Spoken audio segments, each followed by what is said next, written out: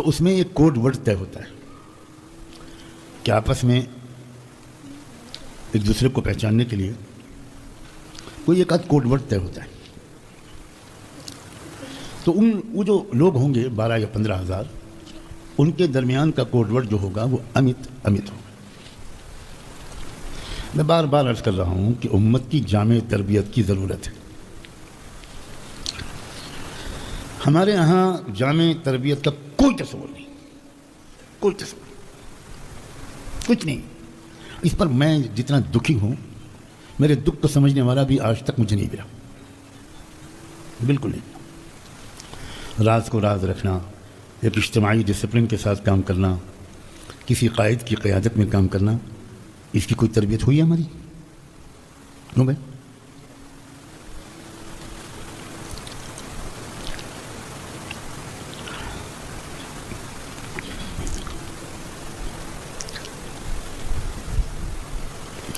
تین جھنڈے ہوں گے ان کے دشمنوں کے مقابلے میں، جو ان کے مقابلے میں ہوں گے ان کے 7 جھنڈے ہوں گے. کیا تفصیلات اس دور میں منطبق ہو رہی ہیں میں نہیں بتاؤں گا، جو فیس دے گا اس کو بتاؤں گا.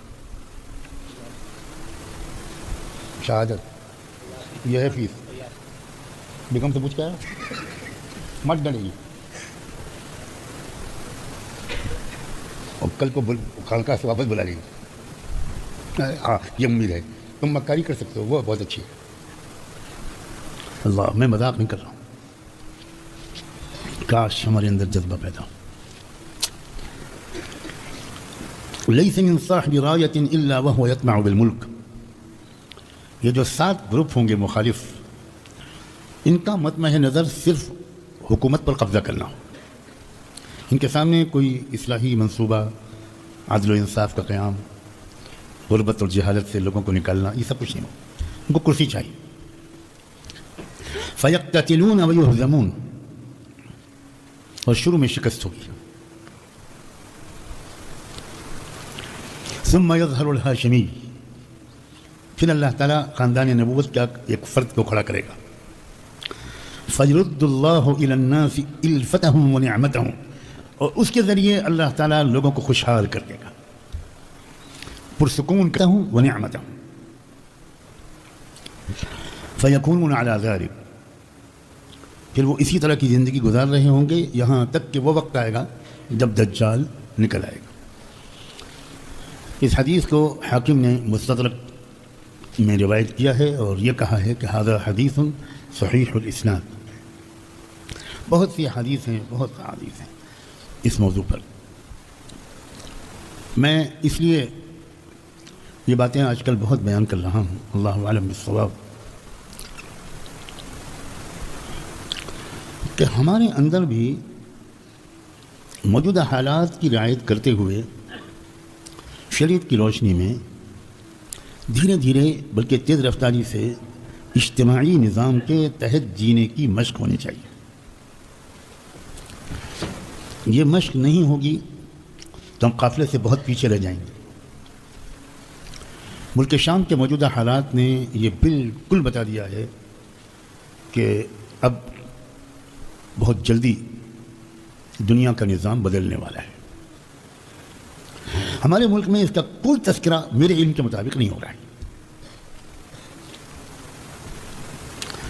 میری سمجھ میں نہیں آتا پورے احترام کے ساتھ کہ کیوں نہیں ہو رہا ہے. اس لیے ہمارے ملک کے مسلمان 100% بے خبر ہیں.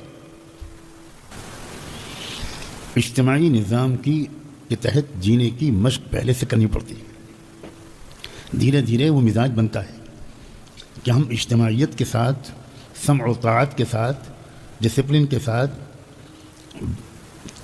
رہیں، ورنہ بالکل انفرادی دینداری ہے ہماری.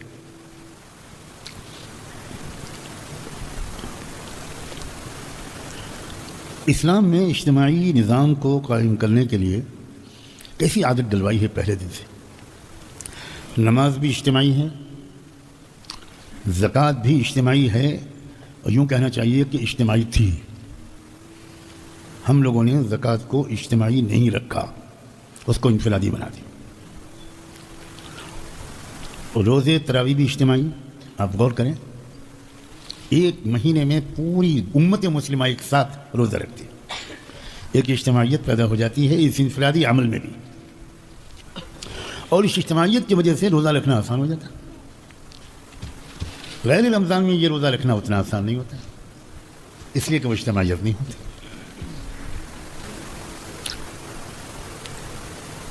حج 100% اجتماعی عمل ہے۔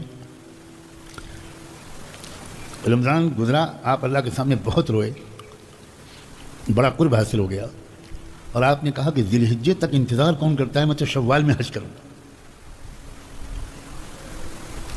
میرا خیال یہ ہے کہ جدہ یا طائف کے بڑے دماغی اسپتال میں آپ کو فوراً داخل کرنا پڑے گا۔ آپ کہیں گے کہ بھائی میں تو عرفات جانا چاہتا ہوں، حج کے لیے آیا ہوں، مجھے کیوں روکیں؟ لبیک اللہم لبیک۔ تو بڑی موٹی سوئی سے ڈاکٹر انجیکشن لگائے گا یہاں کان کے نیچے۔ حج اجتماعی عمل ہے، اپنی مرضی سے آپ نہیں کر سکتے۔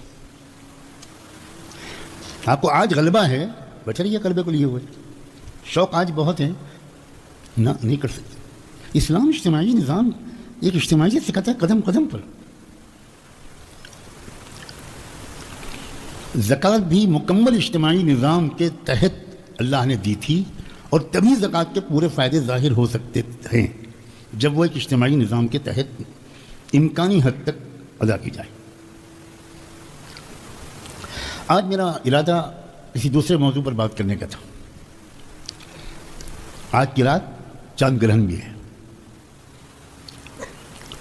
تو میرا ارادہ تھا کہ چاند گرہن اور سورج گرہن کے بارے میں، خاص طور پر چاند گرہن کے بارے میں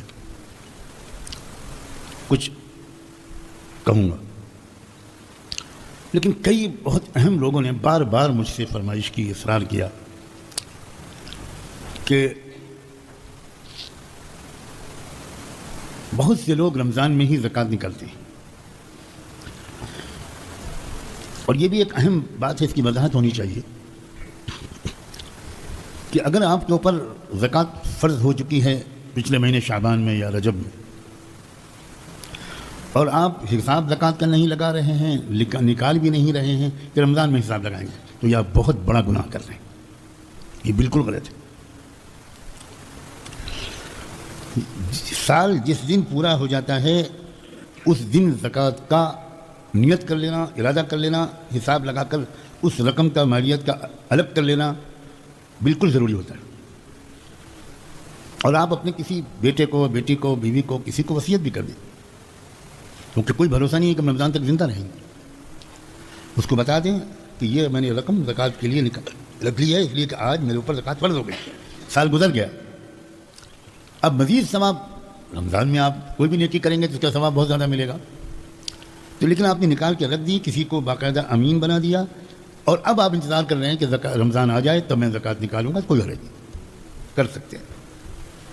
لیکن آپ بالکل غافل رہیں، رمضان میں حساب لگانا شروع کریں، یہ صحیح نہیں۔ اگر زکوٰۃ پہلے فرض ہو چکی ہے تو، اور زکوٰۃ کیسے فرض ہوتی ہے، کیا طریقہ ہے اس کا، یا آپ ایک ایک اپنے علاقے کے اچھے تقوی والے، علم والے مفتی سے پوچھیے، پوری بات کلیئر لوگوں کے ذہنوں میں نہیں ہے۔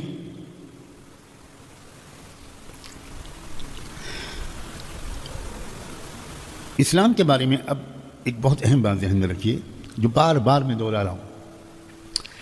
اسلام صرف آخرت میں خوشیاں نہیں دینا چاہتا، اسلام دنیا کی زندگی کو بھی خوشحال بنانا چاہتا ہے۔ یہ بات بھی ہمارے ذہنوں میں واضح نہیں۔ عام لوگوں پر جو تاثر ہے ہم مولویوں کے بیانات کا، وہ تاثر یہ ہے کہ اسلام اصل میں آخرت میں کامیاب کرنا چاہتا ہے، دنیا سے کوئی دلچسپی نہیں ہے اس کی۔ اور اس دور میں چونکہ دنیا کی محبت غالب ہے، اچھے اچھوں پر، ہم جیسوں پر، سب پر، تو عام آدمی اسلام کو مشکل سمجھ رہا ہے۔ وہ یہ سمجھ رہا ہے کہ پہلے میں اس دنیا کو ٹھیک کر لوں، آخرت کو بعد میں دیکھ لوں گا۔ یہ ہماری غلط ترجمانی کے نتیجے میں یہ میسج جا رہا ہے کہ اسلام آخرت ہی میں کامیاب کرنا چاہتا ہے۔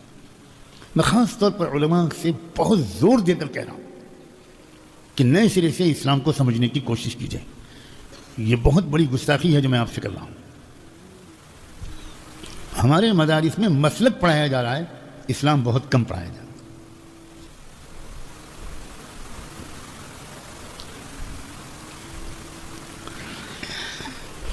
اتنا خوبصورت دین ہے اسلام، جس نے اللہ کی محبتوں اور شفقتوں کو اتنا کھول دیا ہے کہ اللہ تعالیٰ ایسا لگتا ہے کہ ہر بندے اور بندی کو سمجھا رہا ہے کہ میرے بندے تم دور کیوں بھاگ رہے ہو، میں تم کو آخرت سے پہلے دنیا میں خوشحال دیکھنا چاہتا ہوں۔ ربنا آتنا فی الدنیا حسنہ وفی الآخرۃ حسنہ، یہ اسلام کی بڑی زبردست خصوصیت ہے جو اس زمانے میں جس وضاحت کے ساتھ مسلم مردوں اور عورتوں کے سامنے جانی چاہیے نہیں جا پا رہی، اور صرف مسلمانوں کے سامنے نہیں، غیر مسلموں کے سامنے تو بالکل ہی نہیں جا پا رہی۔ یہ زکوٰۃ جو ہے نا،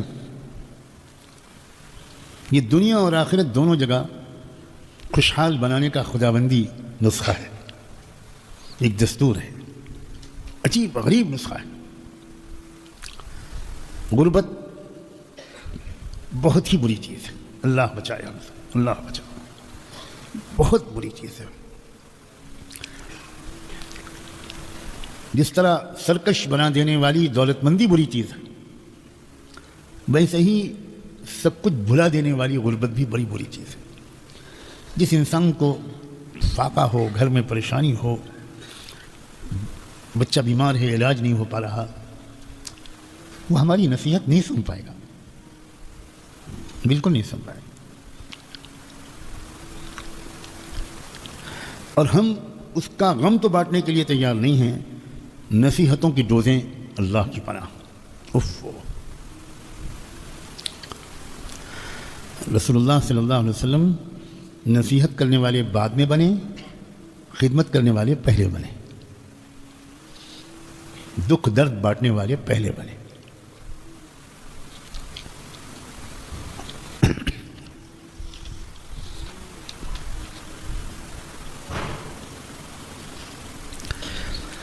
اسی لیے دنیا کی ہر تہذیب میں، ہر مذہب میں یہ خانہ، یہ باب، یہ چیپٹر رہا ہے کہ بھائی غریبوں کی خدمت کرو، دان کرو، چیریٹی کرو، اللہ خدا کے دیے ہوئے مال میں دوسروں کو شریک کرو۔ لیکن ایک فرق ہے، کسی مذہب نے، میں بہت دعوے کے ساتھ کہتا ہوں، کسی مذہب نے اپنے مال کا ایک سسٹم کے تحت ایک حصہ ضرور غربت کو دور کرنے کے لیے خرچ کرنا فرض ہے، یہ حکم کسی مذہب نے نہیں دیا۔ اخلاقی تعلیمات دیں، قانونی احکام نہیں دیے، سمجھ رہے ہیں نا آپ؟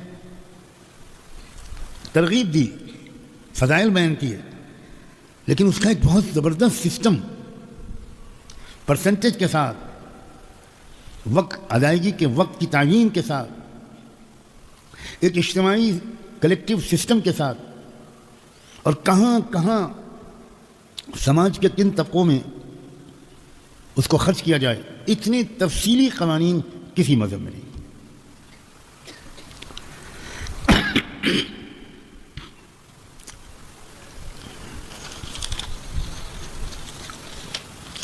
اسلام نے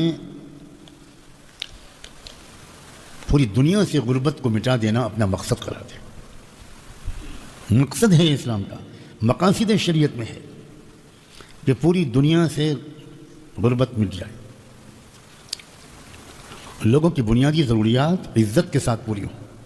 الفاظ غور سے سننے کی عادت ڈالیں، لوگوں کی بنیادی ضروریات عزت کے ساتھ پوری۔ کیا ہم لوگوں کا ذہن میں اسلام کا یہ پہلو اتنا ہی اہمیت کے ساتھ واضح ہے جتنی اہمیت کے ساتھ ہونا چاہیے؟ پہلے دن سے مکہ مکرمہ میں جب اسلام آیا، قرآن آیا، آنا شروع ہوا، بالکل شروع سے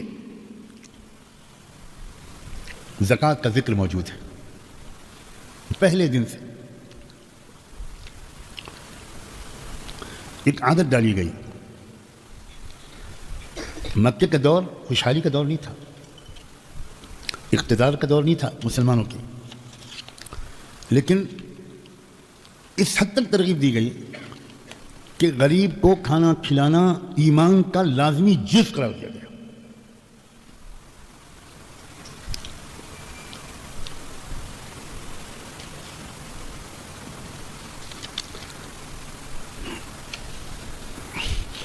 آخرت میں جو اللہ تعالیٰ نے سورہ مدثر جو بالکل شروع میں اتری ہے، اس سورہ مدثر میں بیان ہوا ہے، اللہ اکبر، آخرت کا ایک منظر سورہ مدثر میں کھینچا گیا ہے